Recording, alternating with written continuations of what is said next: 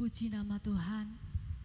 Bapak Ibu Saudara yang dikasihi Tuhan, kiranya damai sejahtera dan sukacita yang dari Tuhan kita Yesus Kristus senantiasa menyertai kita hingga pada saat pagi hari ini kita akan datang kepada Tuhan. Kita mau memuji, menyembah, memuliakan nama Tuhan. Karena hanya dekat Allah saja jiwa kita akan tenang. Karena hanya dekat Allah saja kita akan mendapatkan kekuatan dan harapan baru dalam kehidupan kita. Jangan takut, jangan pernah menyerah dan putus asa menghadapi kehidupan ini. Terlebih segala sesuatu ruang gerak kita dibatasi karena keadaan. Namun janganlah semua itu membuat iman kita kepada Tuhan semakin lemah. Namun biarlah kita semakin kuat. Biar kita semakin dekat dengan Tuhan. Percayalah saudaraku semua, di dalam Tuhan Yesus, di dalam nama Tuhan Yesus ada kesembuhan. Di dalam nama Tuhan Yesus ada pemulihan. Di dalam nama Tuhan Yesus ada keselamatan. Firman Tuhan ya dan amin bagi kita. Mari kita naikkan pujian syukur kita kepada Tuhan. Kita bawa Tuhan, kepada Tuhan segala permasalahan dalam kehidupan kita. Biarlah Tuhan memberikan sukacita kepada hidup kita. Kita masuk ke hadirat Tuhan. Kita naikkan pujian kita. Pujilah aku Tuhan. Pujilah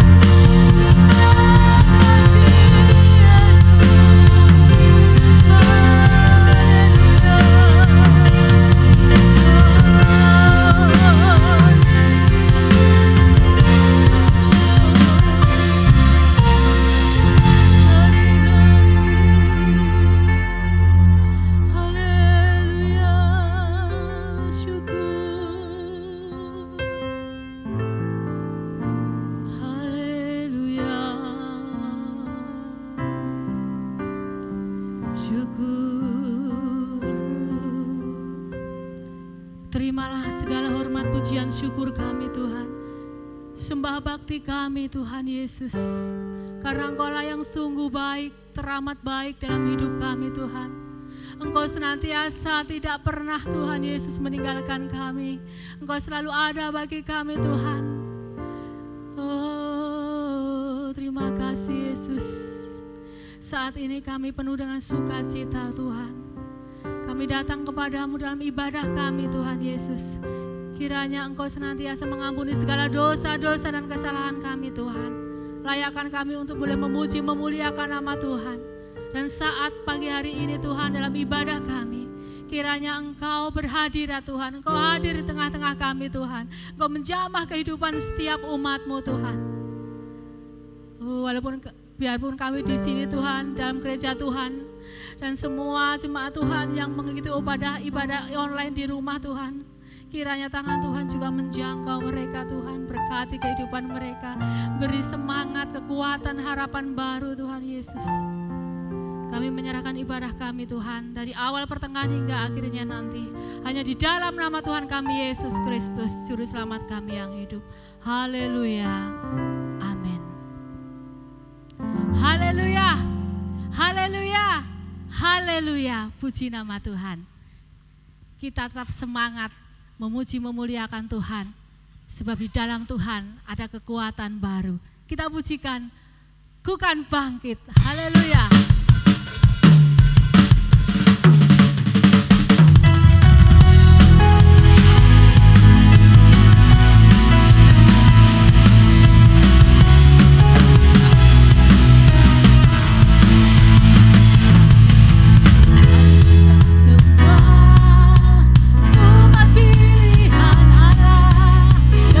Panggilannya untuk mengenapi firman-Nya.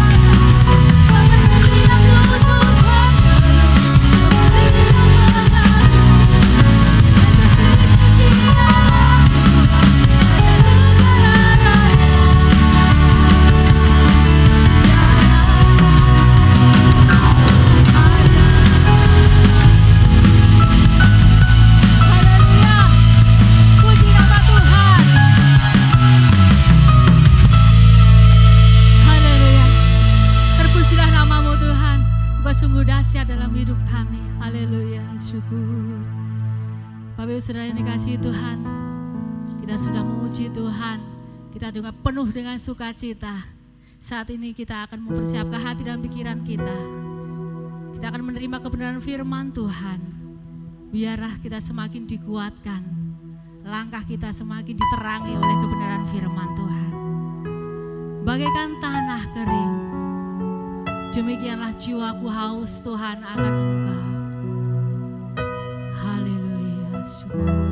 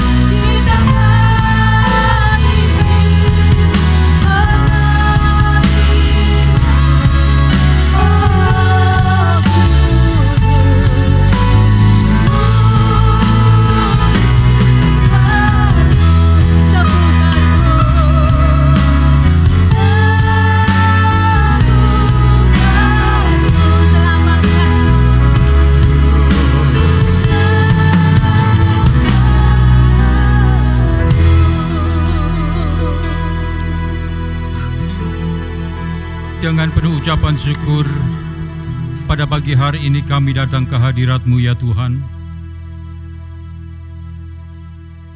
Bersyukur atas waktu, tempat yang Tuhan berikan kepada kami, di mana kami boleh mempersembahkan pujian syukur kami atas segala sesuatu yang Tuhan kerjakan dalam kehidupan kami. Setelah beberapa saat kami mengungkapkan kata-kata iman kami, maka tiba saatnya sejenak kami mau dengar firman-Mu. Berbicaralah kepada kami, bentuklah kehidupan kami menjadi pribadi yang dapat menyenangkan hati Tuhan. Terima kasih Bapa, ampuni segala dosa dan kesalahan kami, kuduskan hati kami untuk menerima kudusnya kebenaran firman-Mu. Dan hanya di dalam nama Tuhan Yesus Kristus kami berdoa dan mengucap syukur, dan semua yang ingin diberkati Tuhan katakan amin. Sejahtera dari Tuhan menyertai kita semua dari sekarang sampai selama-lamanya. Tidak lupa kami menyampaikan selamat pagi dan selamat beribadah kepada saudara-saudaraku sekalian, kami yang ada di dalam rumah Allah ini dengan keberadaan yang ada, dengan media yang ada, berusaha sebaik mungkin untuk dapat melayani ibadah saudara meskipun saat ini saudara berada di rumah. Tanpa mengurangi rasa hormat kita kepada Tuhan, marilah kita bersama-sama satukan hati kita untuk bersama-sama menerima firman Tuhan. Pada pagi hari ini kita bersyukur kepada Tuhan kalau Tuhan izinkan kita untuk datang kepada Dia. Kita masuk dalam hadirat Tuhan, kita datang kepada Tuhan, kita boleh bersama-sama bersekutu dengan Dia. Saudaraku, sekali waktu ada seorang cendekiawan yang datang kepada Tuhan secara diam-diam. Dia datang secara diam-diam, takut kalau tindakannya itu diketahui oleh teman-temannya yang lain. Tujuan dia datang kepada Yesus adalah untuk berdiskusi, untuk berbincang-bincang, untuk berdialog dengan Yesus. Berbicara tentang apa yang pernah diajarkan oleh Yesus kepada orang banyak itu. Cendekiawan itu adalah Nikodemus. Dalam kesempatan ini, saudaraku, saya ingin mengajak saudara untuk melihat satu pesan saja yang ada di balik kisah Nikodemus ini. Kita baca bersama-sama Yohanes pasal 3 ayat 9 sampai 12. Demikian firman Tuhan dari Injil Yohanes pasal 3 ayat 9 sampai 12. Nikodemus menjawab katanya, "Bagaimanakah mungkin hal itu terjadi?" Jawab Yesus, "Engkau adalah pengajar Israel, dan engkau tidak mengerti hal-hal itu? Aku berkata kepadamu, sesungguhnya kami berkata-kata tentang apa yang kami ketahui, dan kami bersaksi tentang apa yang kami lihat, tetapi kamu tidak menerima kesaksian kami. Kamu tidak percaya waktu aku berkata-kata dengan kamu tentang hal-hal duniawi. Bagaimana kamu akan percaya kalau aku berkata-kata dengan kamu tentang hal-hal surgawi?" Saudaraku, Nikodemus adalah seorang Farisi. Dia adalah seorang pemimpin agama dan juga sekaligus menjadi anggota Sanhedrin. Sebagai seorang cendekiawan, ia sangat tertarik dengan ajaran yang disampaikan oleh Tuhan Yesus Kristus. Ia sangat tertarik pada pengajaran Yesus, namun karena ia takut ketahuan teman-temannya sesama Farisi yang lain, maka secara diam-diam ia datang kepada Yesus, mengunjungi Yesus dan mengajak Yesus untuk berdiskusi tentang apa yang diajarkan oleh Yesus itu. Pada malam itu, saudaraku, Nikodemus dan Yesus berbincang-bincang mengenai masalah kelahiran baru yang menjadi syarat supaya dapat masuk surga.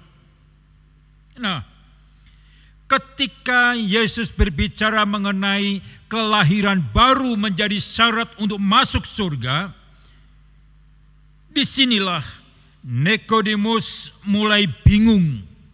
Dan ia pun berkata kepada Yesus, sudah perhatikan ayat 4, bagaimanakah mungkin seorang dilahirkan kembali kalau ia sudah tua?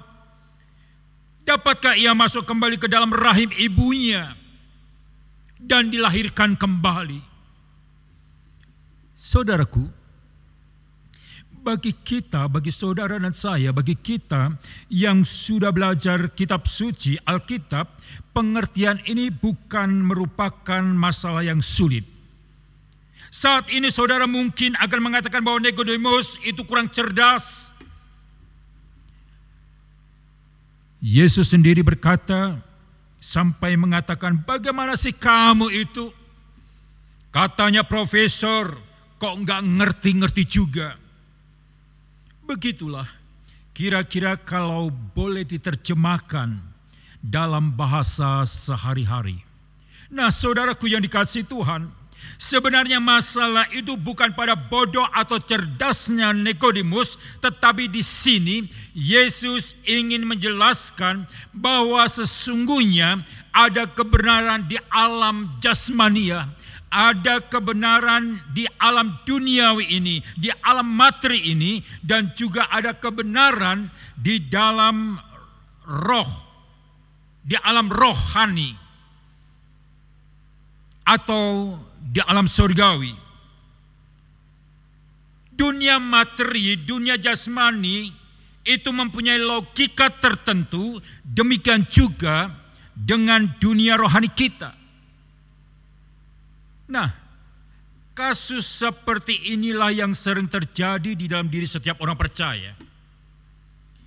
Kita dididik melalui pendidikan formal, non-formal. Kita dididik dalam logika, cara berpikir dan rasio duniawi. Dan kita sangat membanggakan hal itu. Dan tidak heran, maka terbentuklah logika duniawi itu menjadi begitu mengakar dengan cara pandang kita terhadap satu masalah. Ketika kita diperhadapkan dengan masalah-masalah rohani atau masalah surgawi atau masalah kekalan, maka kita sama sekali tidak bisa memahaminya karena ada yang di benak kita adalah logika-logika duniawi. Kita sama sekali tidak bisa memahami apabila kita diajak bicara masalah kekekalan. Kita melihatnya sebagai sesuatu yang aneh, yang lucu, gila, bahkan bodoh apabila kita diajak bicara dan diajak untuk memahami hal-hal yang bersifat rohani. Kita menjadi bingung dan tidak percaya. Sebagai contoh, saudaraku, adalah mujizat kesembuhan ilahi. Banyak orang Kristen tidak percaya dan menolak karena tidak bisa memahaminya. Orang buta melihat kembali hanya karena doa. Tumor ganas menghilang dalam sekejap karena doa. Kaki pendek tumbuh normal karena pergumulan doa. Mujizat terjadi. Itu semua sepertinya tidak masuk akal, bukan? Apalagi jika bertahun-tahun ada saudara kita yang mempelajari ilmu kedokteran, pasti hal ini akan ditertawakan. Nah, Yesus mengajarkan logika-logika baru kepada Nikodemus. Logika rohani inilah yang sebenarnya disebut iman. Sama seperti logika duniawi, maka logika rohani pun harus dipelajari. Memahami perkara-perkara surgawi, kekekalan itu membutuhkan waktu. Sebab banyak yang bertentangan dengan perkara-perkara duniawi. Saat ini saudaraku, kita semua menghadapi masa pandemi. Banyak di antara kita sedang berjuang karena terpapar virus corona ini. Nah, ketika kita menghadapi penyakit, ada baiknya jika kita menggunakan logika duniawi sekaligus logika rohani. Artinya, saudara harus menggunakan pendekatan medis sekaligus pendekatan iman. Gunakanlah akal budimu untuk meraih kesembuhan secara medis dan pakailah iman untuk meraih mujizat ajaib dari Allah. Sekali lagi, pergunakanlah akal budimu untuk meraih kesembuhan secara medis. Dengan cara bagaimana? Ya, percayalah dengan obat-obatan. Percayalah dengan vitamin.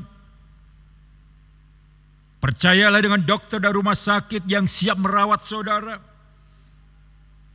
Percaya bahwa tindakan-tindakan dokter rumah sakit adalah untuk menolong meringankan beban saudara.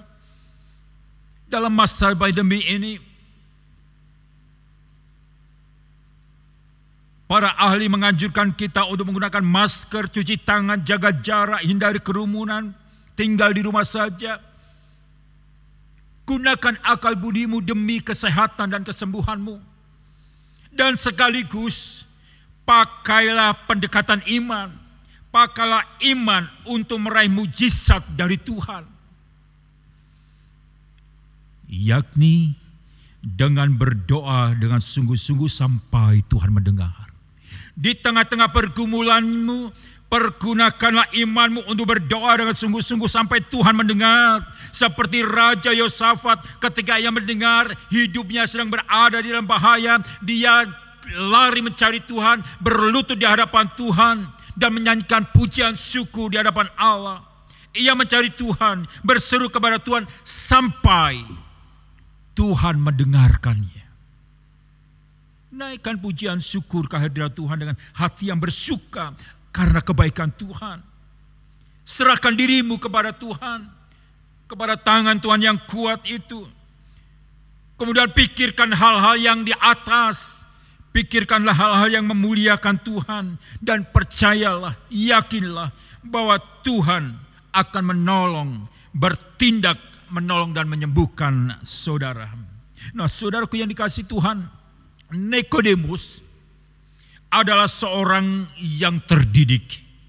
Nikodemus adalah seorang terpelajar yang percaya kepada Yesus dan perkara-perkara surgawi.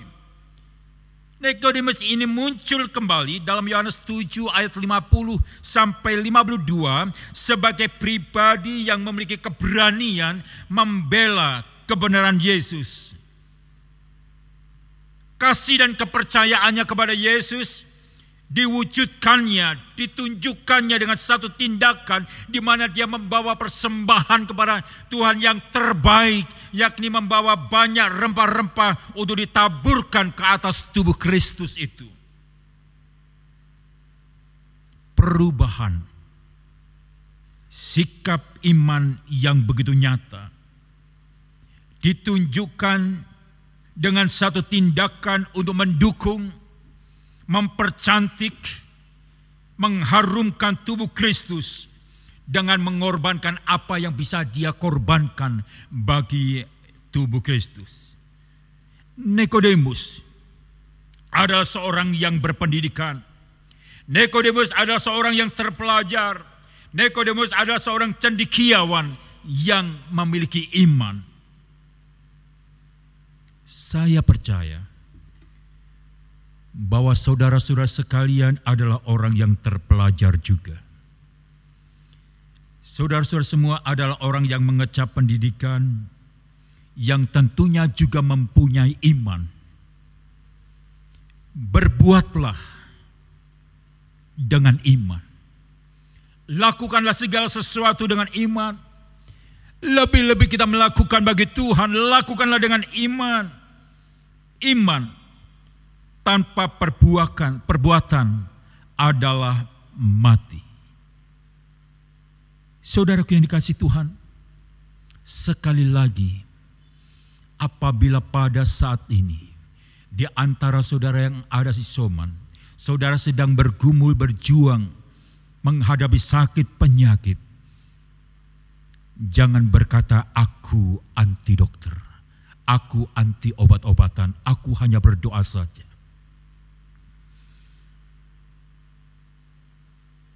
Gunakanlah akal budimu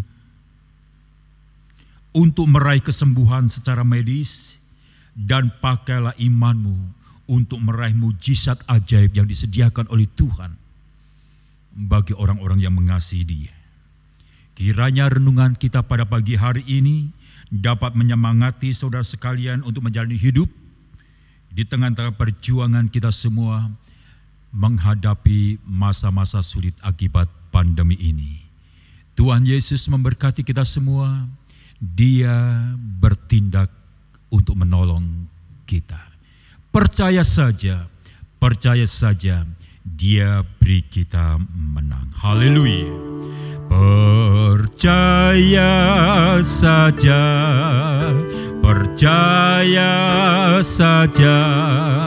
percaya Dia beri kita menang. Percaya saja di dalam darahnya, percaya Dia beri kita menang.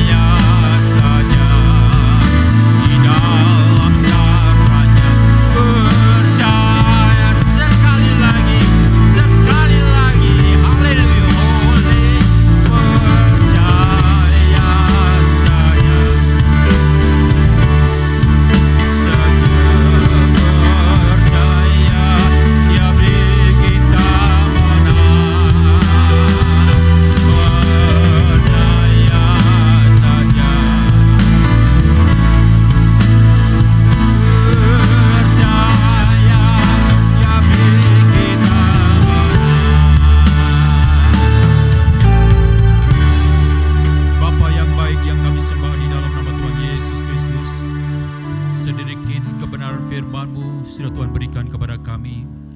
Kiranya Tuhan mengampuni segala dosa dan kesalahan kami, kekeliruan-kekeliruan kami. Kami salah memahami arti pertolongan Tuhan dalam kehidupan kami. Pada pagi hari ini kami diingatkan kembali bagaimana kami harus menggunakan akal budi kami untuk memperoleh kesembuhan. Biarlah kebenaran firman-Mu tertanam dalam kehidupan kami, dan kami boleh mengimani dan mengaminkan firman-Mu yang sudah Tuhan limpahkan atas kehidupan kami. Tuhan Yesus, jamahlah pikiran kami, sehingga kami dapat memahami perkara-perkara rohani dan surgawi.